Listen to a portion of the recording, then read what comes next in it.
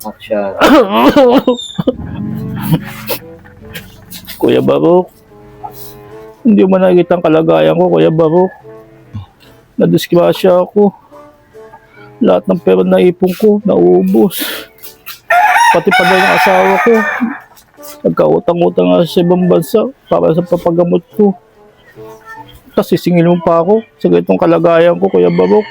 Maawa ka naman sa amin ng anak ko. Gutom na nga kami. Wala pa kaming almusal.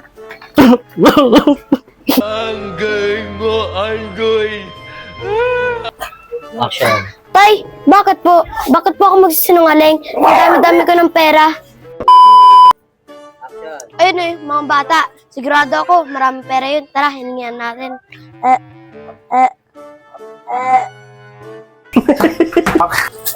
Action.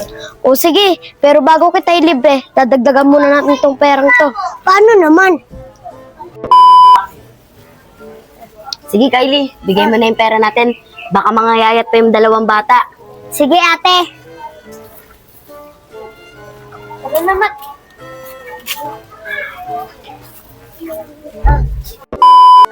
Action. Hala ate, di man sila nagpasalamat. Mukhang hindi naman gutom yung mga yun eh. Hindi, Kylie, yaman mo na. Baka gutom lang yon. Tara na, mga kapatid. Tara na. Action. Ayos. Dami ko pong pera. 500 pa ako. Libre ko si Matit ng 100. Tapos minatira pa sa akin 500. Tama nga talaga si tatay. Kailangan magsinungaling para laging busog. Action. Siyempre, ang tatay ko, kailangan nga daw po magsinungaling eh, para mabuhay ka sa mundo. Pre, salamat dito, pre, ha.